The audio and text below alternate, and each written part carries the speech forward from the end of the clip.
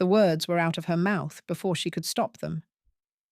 Perhaps if His Majesty spent less time brooding and more time actually reading the reports, he wouldn't need to ask questions that were answered on page 3. The throne room went silent. Absolutely, devastatingly silent. Mira felt the blood drain from her face as she realized what she had done. Around her, the assembled nobles and servants stood frozen, their expressions ranging from horror to disbelief. Lord Vance, the king's chief advisor, the man who had been berating her for the past 10 minutes over a filing error that wasn't even her fault, looked like he might faint. And the Lycan king himself. He was staring at her. King Damon had been lounging on his throne, barely paying attention to the administrative squabble unfolding before him. But now he was sitting up straight, his silver eyes fixed on her face with an intensity that made her knees threaten to buckle. I'm dead, Mira thought. I'm absolutely dead. They're going to execute me. Or worse. She was a servant, a nobody, a 23-year-old orphan who had been scrubbing floors and organizing documents in this castle for the past 6 years. She had no family, no protector, no one who would miss her if she disappeared. Speaking back to nobility was punishable by whipping. Speaking back to the king himself. She didn't even want to think about it. Forgive me, Your Majesty. She dropped into the lowest curtsy she could manage, her voice trembling. I don't know what came over me. I spoke out of turn. I'll accept whatever punishment.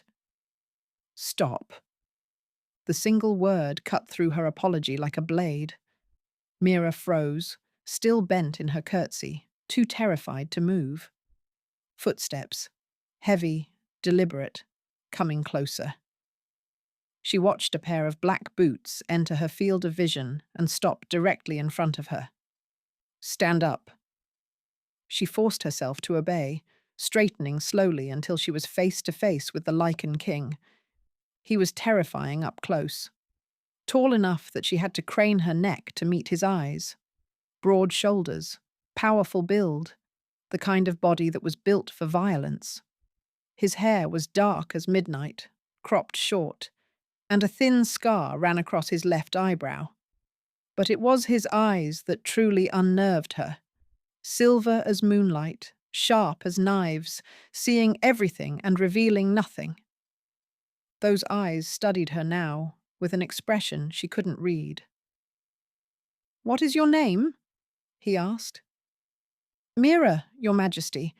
I work in the records hall. I organize documents and—" "I didn't ask what you do. I asked your name." His head tilted slightly. "Mira, and you think I don't read my reports?" Her throat constricted. I spoke out of turn. I didn't mean—" "You did mean it." His voice was calm, almost casual. "You meant every word. I could hear it in your voice, see it in your eyes. You think I'm negligent, that I waste time brooding instead of attending to my duties." Mira wanted to deny it. She wanted to grovel and beg and take it all back. But something about those silver eyes, something about the way he was looking at her, not with anger, but with something that almost looked like curiosity, made her pause. "The question about the northern trade routes," she heard herself say. The answer was on page 3 of Lord Vance's report, section 2, paragraph 4. It was clearly outlined with supporting documentation. Someone in the crowd gasped. Lord Vance made a strangled noise of outrage. King Damon's expression didn't change. "You read the report?" "I organized the report. I organize all the reports. I've read every document that crosses your desk for the past 3 years." "And you remember them? In detail?" "I remember everything I read." It wasn't a boast. It was simply true. Mira had always had a perfect memory for written words, a gift that had made her invaluable in the records hall, even if no one ever acknowledged it. The king was silent for a long moment. His silver eyes never left her face, searching, assessing, seeing things she wasn't sure she wanted seen. Then, slowly, impossibly, the corner of his mouth curved upward. He smiled. The Lycan king, the most feared ruler in the Northern Territories, the man who had conquered armies and destroyed kingdoms, smiled at her. "Say it again," he said. Mira blinked. What? What you said before, about brooding and reading reports. Say it again." "Your Majesty, I couldn't possibly—" "That wasn't a request." She stared at him, her mind reeling. This wasn't how it was supposed to go. He was supposed to be furious. He was supposed to order her punished, imprisoned, executed. He wasn't supposed to be looking at her like she was the most interesting thing he'd seen in years. "Perhaps if His Majesty spent less time brooding," she repeated slowly, her voice barely above a whisper, "and more time actually reading the reports, he wouldn't need to ask questions that were answered on page 3. The smile widened. It transformed his face completely, softening the harsh lines, warming the cold silver of his eyes. He looked almost delighted. "Do you have any idea?" he said quietly. "How long it's been since someone spoke to me like that? Long enough that you've forgotten it's treasonous." The words slipped out before she could stop them. Again. What was wrong with her? It was like her mouth had declared independence from her survival instincts. But the king just laughed. Actually laughed. A deep, rich sound that echoed through the silent throne room and made everyone present stare in disbelief. "Treasonous," he repeated, still chuckling. "Perhaps. Refreshing? Absolutely." He turned to Lord Vance, and all traces of amusement vanished from his face. "You said she made a filing error?" Lord Vance stammered. Yes, Your Majesty.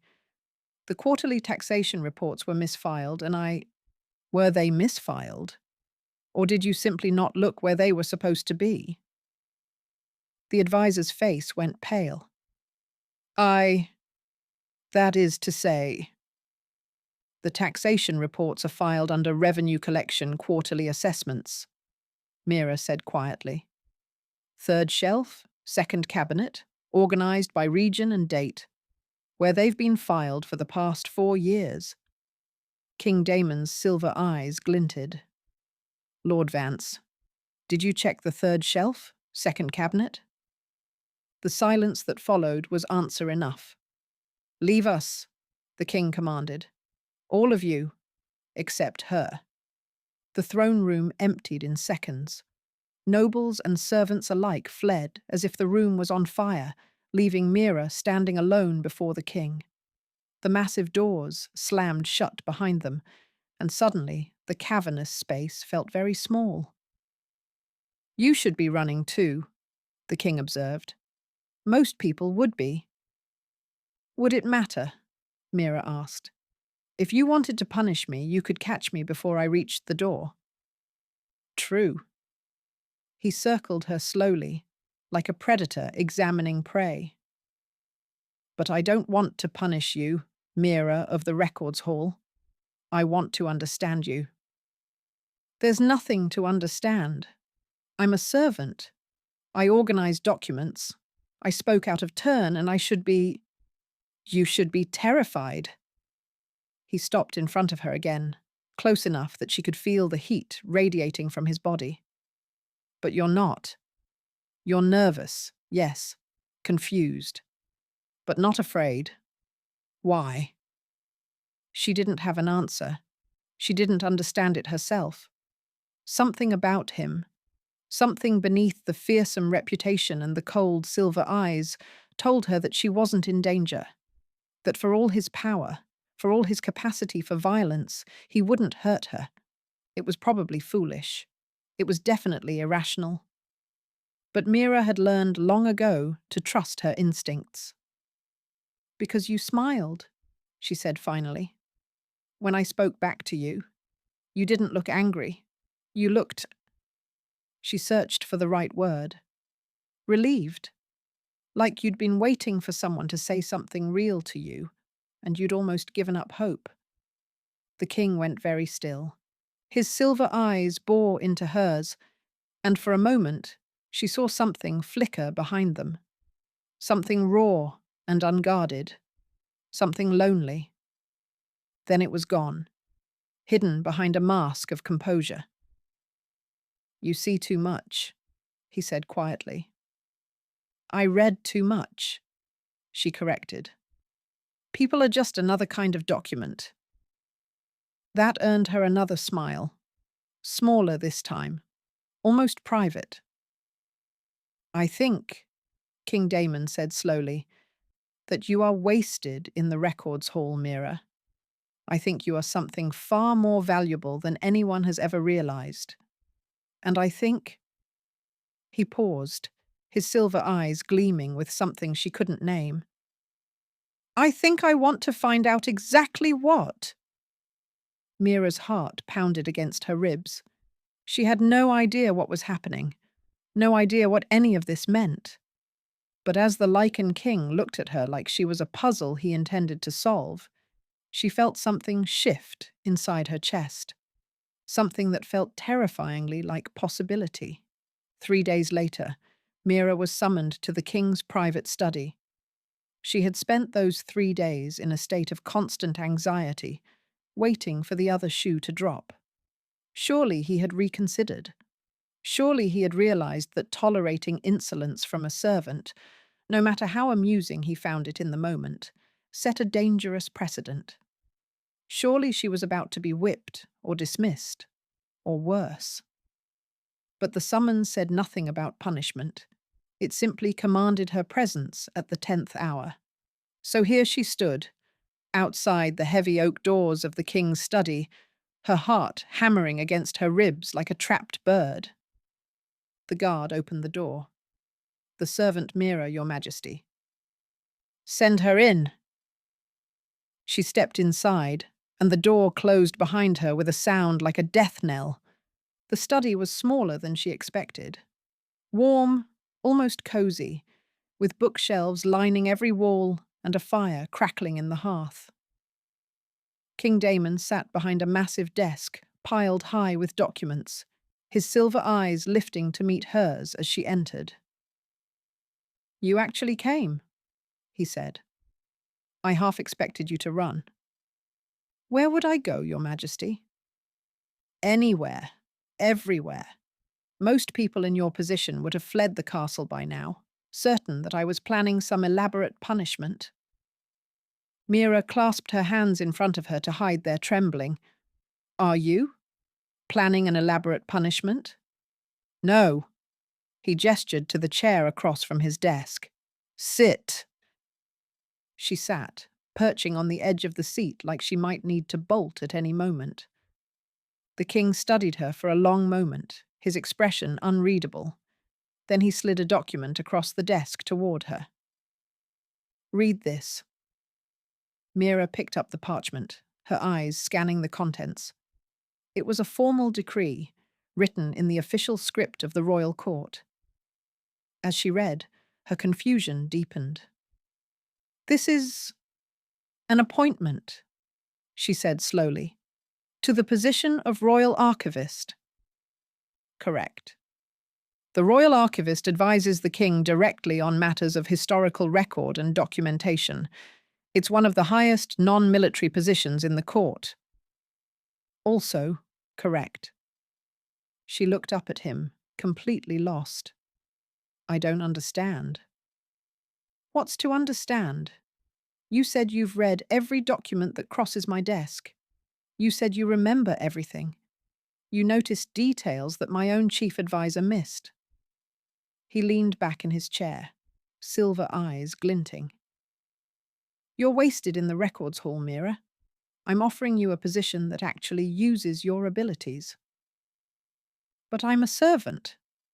You were a servant. This decree changes that. People will talk. They'll say, I don't care what they say. His voice was firm, final.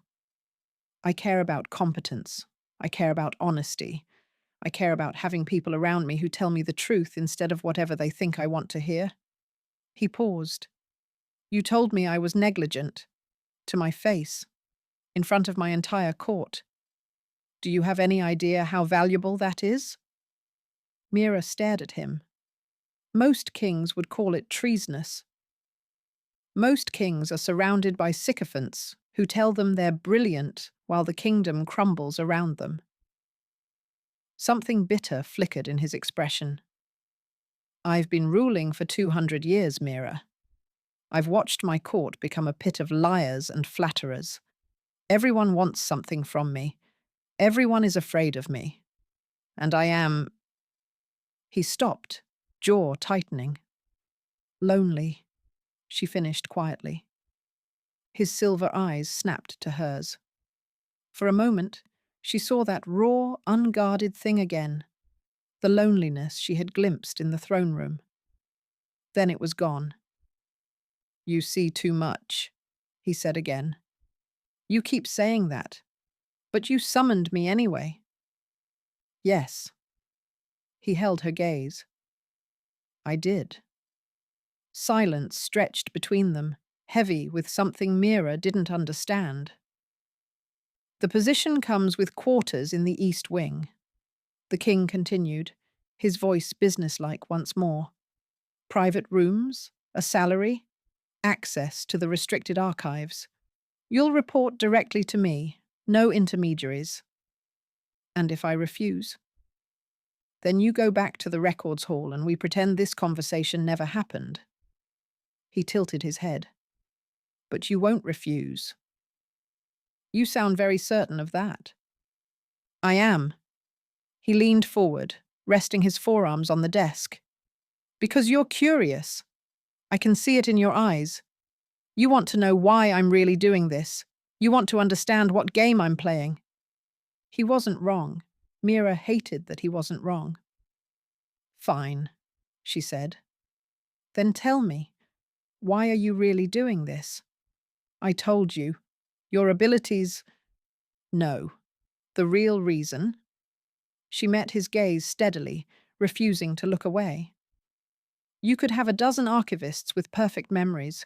You could have scholars and historians and experts in every field. Why me? Why a servant girl who insulted you in front of your court? The king was silent for a long moment. When he spoke, his voice was quieter than before. Because you weren't afraid.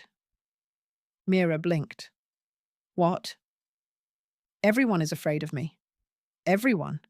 My advisors, my generals, my servants, even the nobles who smile to my face and plot behind my back. They all reek of fear. His silver eyes held hers, intense and searching. But you didn't. When you spoke to me in the throne room, when you told me I was negligent, you weren't afraid. You were nervous, yes, but not afraid. And I... He paused, something vulnerable flickering across his face. I had forgotten what it felt like to be spoken to, like a person instead of a monster. The confession hung in the air between them. Mira didn't know what to say. This wasn't the fearsome Lycan king she had heard stories about. This was a man who had been alone for so long that a single moment of honest conversation had shaken him to his core. I grew up in the servants' quarters, she heard herself say. No family. No one who cared whether I lived or died. I learned early that fear doesn't protect you. It just makes you a target. So I stopped being afraid. She shrugged. Or maybe I just got too tired to bother with it anymore. Something shifted in the king's expression. No family at all? I was left at the castle gates as an infant, raised by whoever could spare the time. I don't even know who my parents were. The words came out flat, emotionless.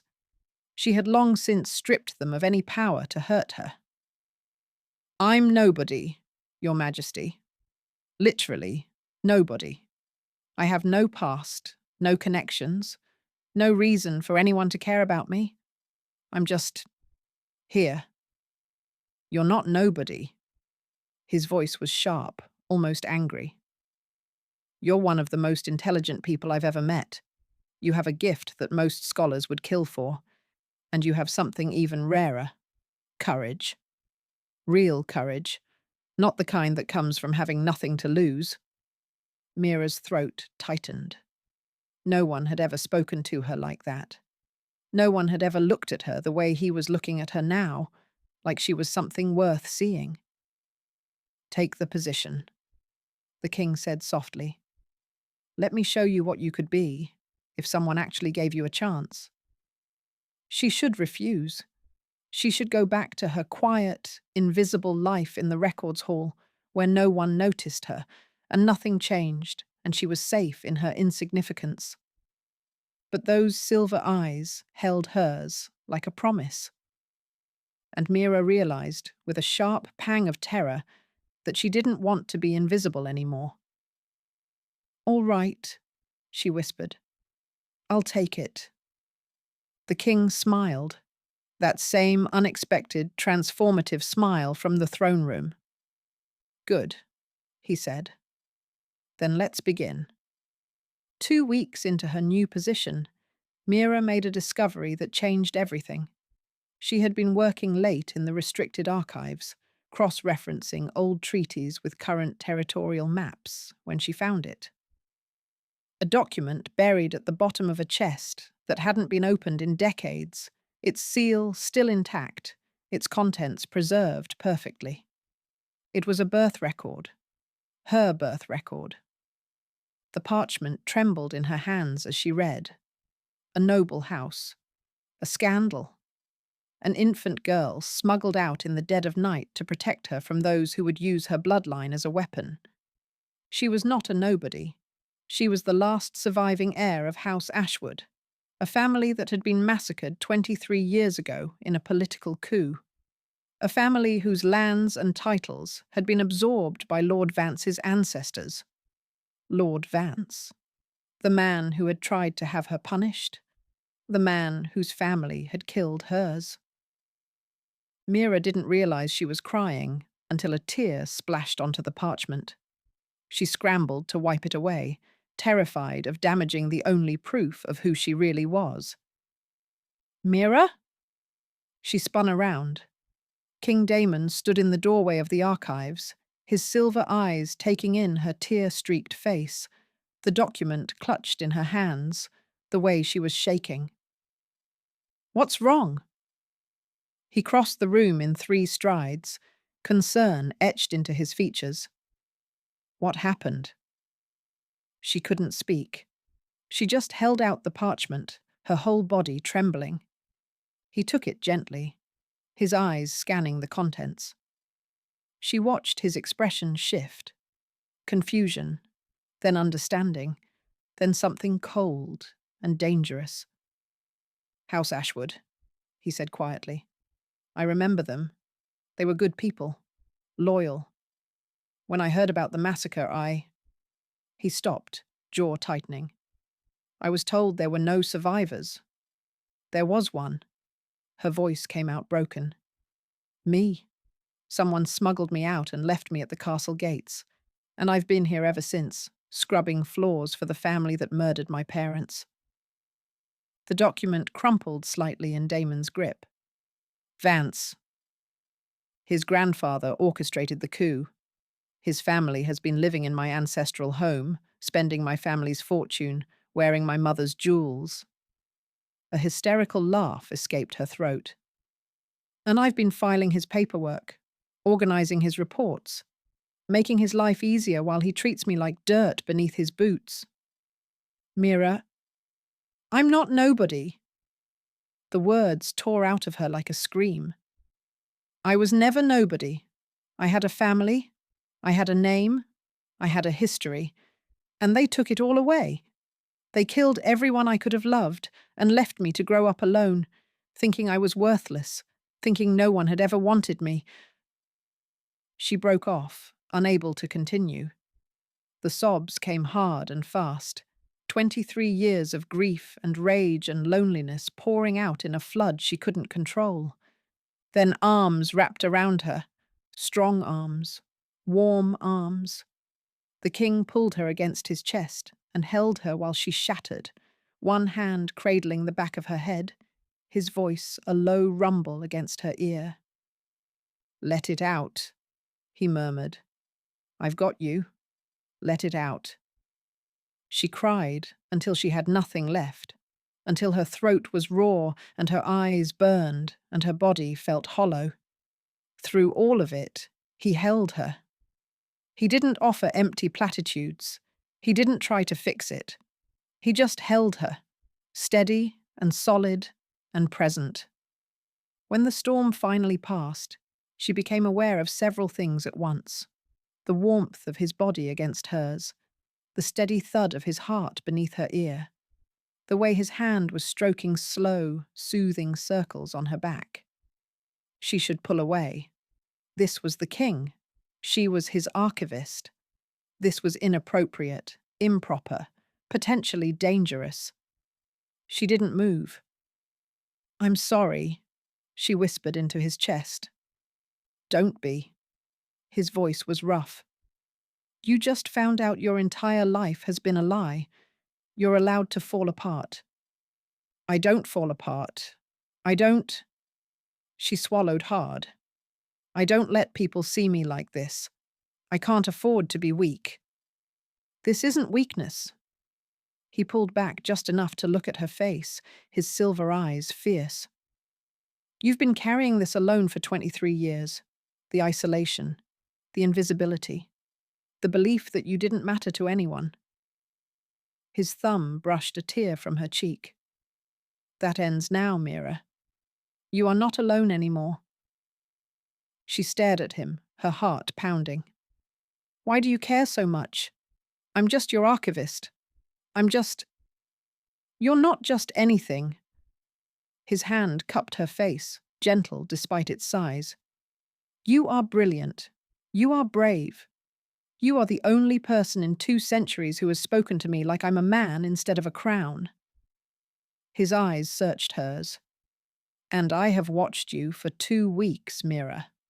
Watched you work, watched you think, watched you light up when you discover something new. You are extraordinary. And I am furious, furious that the world tried to make you believe otherwise." Her breath caught. No one had ever called her extraordinary. No one had ever looked at her the way he was looking at her now, like she was precious, like she mattered, like she was worth fighting for. "The mate bond," she heard herself say. "I've read about it. The way Lycans recognize their fated partners." Something flickered in his silver eyes. "Yes. Is that what this is?" He was silent for a long moment. When he spoke, his voice was careful, controlled. "The bond recognized you the moment you walked into my throne room, before you even spoke. I felt it like a blow to the chest. This certainty, this pull, this absolute knowledge that you were meant to be mine." Mira's heart stopped. "Why didn't you tell me?" "Because I didn't want to trap you." His thumb traced her cheekbone. "You had just been promoted from servant to archivist. You had no power, no resources, no ability to refuse me if I made my intentions known. I wanted you to find your footing first, to realize your own worth before I told you that you were the most important person in my world." "That's why you gave me the position?" "Partly. I also gave you the position because you're genuinely the best person for it." A ghost of a smile crossed his face. "The bond didn't make you brilliant, Mira. It just made me notice." She laughed, a wet, broken sound. "I don't know how to do this, any of this. I've never been wanted by anyone." "Then let me want you." He leaned closer, his forehead nearly touching hers. "Let me show you what it means to be cherished. Let me prove to you, day by day, that you deserve everything you've been denied. And if I can't believe it, then I'll keep trying until you do." His breath was warm on her lips. "I've waited 200 years for you, Mira. I can wait a little longer." He didn't kiss her. He just held her there, on the edge of something terrifying and wonderful, giving her the choice. Mira closed her eyes and breathed him in. Pine and smoke, and something wild underneath. The scent of her king, her mate, her future. She was falling for him. She knew it with devastating clarity. And for the first time in her life, she didn't want to run from the fall. Lord Vance struck 3 days later. Mira was walking through the castle corridors, her mind still reeling from everything that had happened, when she turned a corner and found herself face to face with the man whose family had murdered hers. He was flanked by 4 guards.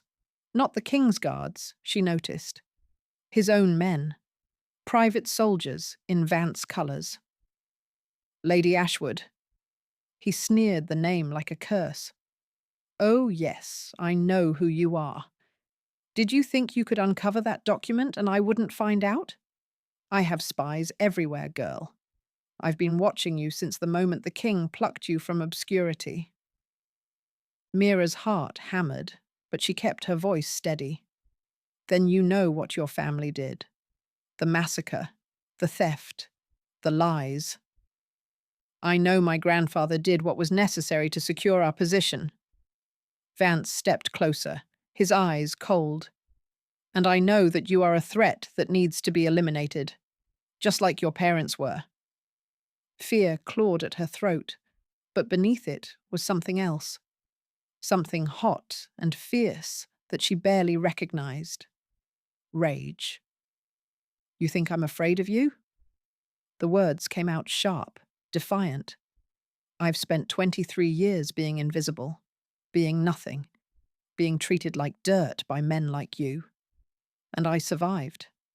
I survived everything you and your family did to me without even knowing it was you." Brave words for a woman surrounded by my guards. Stupid move for a man standing in the king's castle. Vance laughed. "The king? Yes. I've seen how he looks at you. It's pathetic, really. The great Lycan king, brought low by a servant girl with a sharp tongue." He gestured to his guards.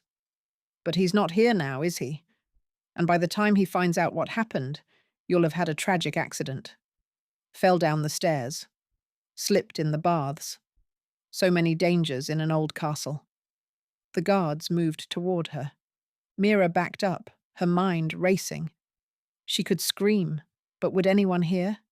She could run, but they would catch her. She could fight, but 4 trained soldiers against 1 unarmed woman. "I wouldn't." The voice came from behind Vance, cold as winter steel. King Damon stepped out of the shadows, and his presence filled the corridor like a physical force. His silver eyes blazed with a fury so intense that even Vance's guards stumbled backward. "Your Majesty." Vance's composure cracked, just slightly. "This isn't what it looks like. I was simply—" "You were threatening my mate." Damon's voice was quiet, controlled, and utterly terrifying. "In my castle, with your private soldiers, after your family murdered hers and stole her birthright." The word hit like a thunderclap. Mate. He had said it out loud, in front of witnesses. There was no taking it back now. Vance's face contorted. "She's not your mate. She's a servant, a nobody. She is the last heir of House Ashwood." Damon moved to stand beside Mira, and she felt the heat of him like a shield at her back. "She is the royal archivist of this court, and she is the woman I intend to make my queen. So I suggest you choose your next words very carefully, Vance, because they may be your last." Silence. Then Vance made the worst decision of his life. Kill them both, he snarled at his guards. I'll deal with the consequences later. The guards hesitated. Damon smiled. It was not a pleasant smile. Allow me to make this easy for you, he said conversationally. You can lay down your weapons and surrender, in which case you'll be imprisoned and tried fairly for your crimes. Or you can attack me, in which case I will tear you apart with my bare hands and enjoy every moment of it. One guard dropped his sword immediately, then another. Within seconds, all four were on their knees, weapons scattered on the stone floor. Vance stood alone, his face purple with rage. You can't do this? I'm a lord. I have allies. You have nothing. Damon's voice cut through his bluster like a blade. Your allies will abandon you the moment they learn what your family did. Your lands and titles, stolen lands, stolen titles, will be restored to their rightful heir. He glanced at Mira. Unless she decides to show you mercy, which frankly I hope she doesn't. Vance turned to Mira, and she saw something in his eyes she had never seen before. Fear. Please, he said, and the word sounded like it was being torn from his throat. I'll give you anything. Gold. Land. I'll leave the territory and never return. Just don't. Don't what? Mira stepped forward, her voice steady despite the trembling in her hands. Don't treat you the way your family treated mine. Don't make you feel small and powerless and worthless. Don't take everything you have and leave you with nothing. She stopped in front of him, close enough to see the sweat beading on his forehead. I spent 23 years believing I was nobody, she said quietly. I scrubbed your floors. I organized your documents. I made myself invisible because I thought that was all I deserved. And the whole time you knew. Your family knew. You built your life on the corpses of my parents, and you let me grovel at your feet. Her voice hardened. You don't deserve mercy. You don't deserve a trial. You don't deserve anything but exactly what you gave my family. She saw the hope die in his eyes, and then she turned away. But I'm not you, she said. I'm not your family. I won't become a murderer to avenge murders. Lock him up. Try him fairly. Let the law decide his fate. Damon's hand found hers, his fingers intertwining with her own. Are you sure? Yes. She met his silver eyes. I want justice, not revenge. I want to be better than what they made me. Something blazed in his gaze. Pride, admiration, love. He lifted her hand to his lips and pressed a kiss to her knuckles. Take him away, he ordered without looking at Vance. The dungeons. No visitors. The guards dragged Vance out, his protests echoing down the corridor until they faded into silence. Then they were alone. Damon turned to face her fully, his hands cupping her face like she was something precious. You could have killed him. I would have let you. I know. Why didn't you? She reached up and covered his hands with her own. Because I don't want to be defined by what was done to me. I want to be defined by what I choose to become. His forehead dropped to rest against hers. And what do you choose to become? Yours. The word came out steady, certain. If you'll still have me. If you still want. He kissed her. It was everything. Consuming. Overwhelming. A claiming and a promise all at once. His arms wrapped around her, lifting her off her feet, and she melted into him like she had been waiting her entire life for this moment. Mine. He breathed against her lips. You're mine, Mira. And I am completely, irrevocably, yours. She laughed through her tears. I love you. I don't know when it happened, but I love you. I know. He kissed her again, softer this time. I've loved you since you told me I didn't read my reports. I've loved you since you looked at me like I was a man instead of a monster. I've loved you since the moment you spoke back and didn't run. He pulled back just enough to look into her eyes. My queen, he said softly. My mate. My perfect, impossible, extraordinary match. And Mira realized that the girl who had spoken back once had found something she never expected. A king who wanted her to speak back forever. The mating ceremony took place on the first night of spring. Mira stood in the great hall, the same hall where she had spoken back to a king and changed the course of her life, wearing a gown of deep crimson embroidered with silver thread. Her dark hair was swept up and crowned with a circlet of rubies that had once belonged to her mother. The Ashwood jewels recovered from Vance's estate and returned to their rightful heir. She was no longer a servant, no longer an orphan with no past and no future. She was Lady Mira Ashwood, Royal Archivist, soon to be Queen of the Northern Territories. And she had never been more terrified in her life. Nervous? Damon appeared beside her, devastatingly handsome in ceremonial black. His silver eyes swept over her with an appreciation that made her cheeks flush. Terrified, she admitted. There are 500 people in this room. They're all going to watch me pledge myself to you. What if I trip? What if I forget the words? What if... Mira. He caught her hands in his, steadying her. Look at me. She forced herself to meet his gaze. Do you remember what you said to me the first time we met? He asked. Despite her nerves, she almost smiled. I told you that you didn't read your reports. You told me I was negligent, to my face, in front of my entire court. His eyes crinkled with amusement. And you didn't trip. You didn't forget your words. You stood there and told the most powerful man in the territory exactly what you thought of him. That was different. I wasn't thinking. Exactly. He lifted her hands to his lips. Stop thinking. Stop worrying about what everyone expects. Just look at me and say what's true. The ceremony began before she could respond.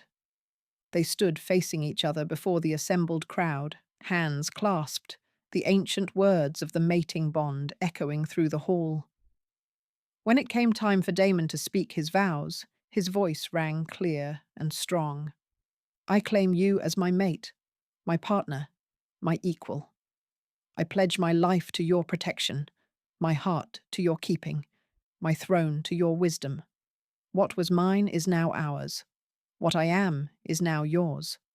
From this moment until the stars burn out, I am yours completely. Then it was her turn. Mira looked at him, at his silver eyes, his scarred face, the faint smile playing at the corners of his mouth, and forgot about the 500 people watching. Forgot about the ceremony, the expectations, the weight of the crown she was about to accept. She just spoke. I spent 23 years believing I was nothing, she said, her voice clear despite the trembling in her heart. I was taught to be invisible, to never speak up, to accept whatever scraps of life were thrown my way and be grateful for them. She squeezed his hands. And then I opened my mouth and said something I shouldn't have. And you smiled. You smiled at me and told me to say it again. You saw something in me that I had never seen in myself. Her eyes burned with tears, but she didn't look away. I don't pledge myself to you because you're a king. I pledge myself because you're the man who gave me a voice and then spent every day since proving that he wanted to hear it. You're the man who saw treasure where everyone else saw trash. You're the man who waited for me to find my own worth before telling me I was already priceless to him. Her voice dropped to something soft, intimate, meant only for him, despite the hundreds of witnesses. I love you, Damon. I love your patience and your fury and the way you laugh when I tell you you're wrong. I love that you're terrifying to everyone except me. I love that you made me believe I could be extraordinary. She rose up on her toes and pressed her forehead to his. I am yours, completely, willingly, forever. And I will spend every day of that forever telling you exactly what I think, whether you like it or not. Damon laughed, that same deep, surprised laugh from the throne room, and kissed her in front of everyone. The hall erupted into cheers. That night, in the privacy of their chambers, they completed the bond. Damon was reverent, patient, treating her body like something sacred. He whispered her name like a prayer and held her like she was the most precious thing in the world. And when they finally came together, Mira felt the bond lock into place, a golden thread connecting her soul to his, permanent and unbreakable. Afterward, she lay in his arms, tracing lazy patterns on his chest. I still can't believe this is real, she murmured. Which part? All of it. The ceremony. The crown. You. She tilted her head up to look at him. 3 months ago, I was filing documents in the records hall. Now I'm queen. You were always meant to be queen. He pressed a kiss to her forehead. The universe was just waiting for you to realize it. The universe. Or one very persistent Lycan king. Both. His arms tightened around her. I would have waited forever for you, Mira. I would have spent eternity watching you from across throne rooms and hoping you'd speak to me again.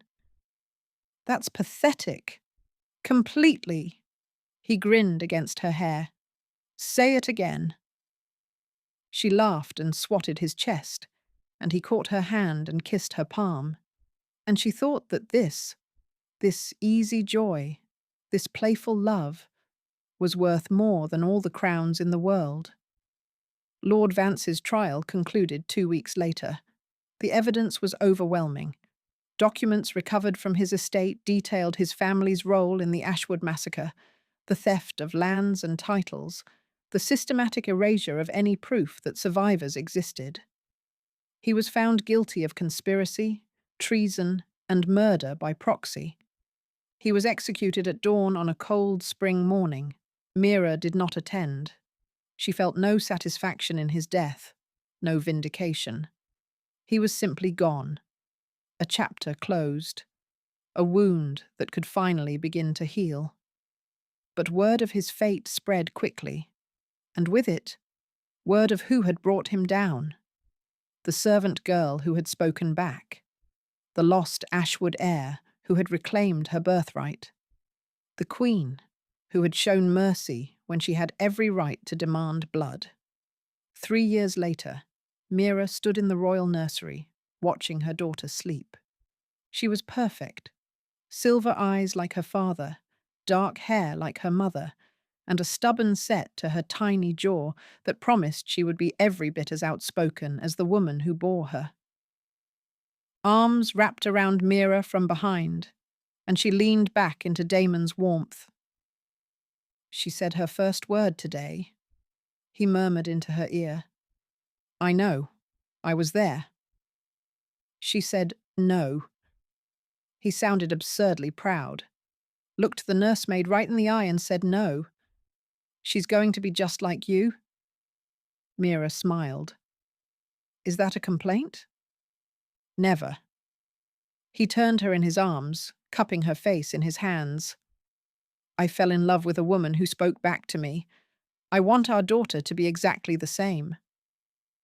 Even when she tells you you're wrong? Especially then.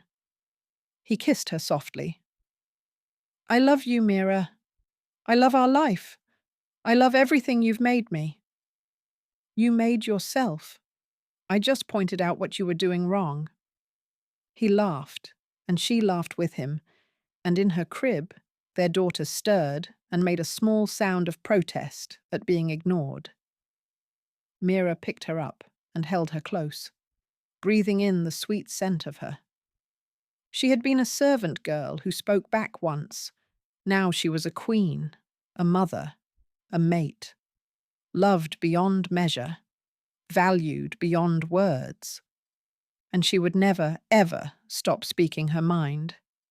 If you enjoyed this story, make sure to subscribe and turn on notifications so you never miss another tale of fate, love, and happily ever after.